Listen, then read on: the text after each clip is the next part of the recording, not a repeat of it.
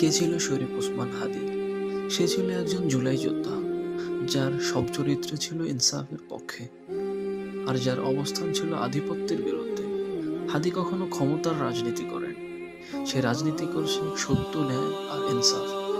সে ধারণ করত শহীদি চেতনা, সে বিশ্বাস করত অন্যায়ের সাথে আপোষ মানে অপরাধ। সে ছিল একজন দেশপ্রেমিক, বাংলার মাটির জন্য তার বুক ছিল আগুন।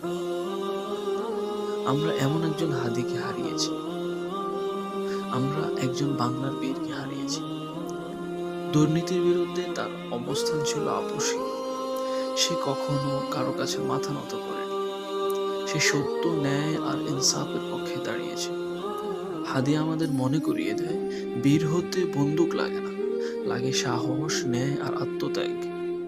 আজ সে হয়তো আমাদের মাঝে নেই, কিন্তু তার আদর্শ, তার ইনসাফ, তার জুলাইয়ের চেতনা আজও বেঁচে আছে। তারা ভেবেছিল হাদিকে হত্যা করে ইনসাফের লড়াই থামিয়ে দেবে, কিন্তু তারা বুঝতে পারেনি এটা থামবে না, এটা আরো দ্বিগুণ শক্তিশালী হবে।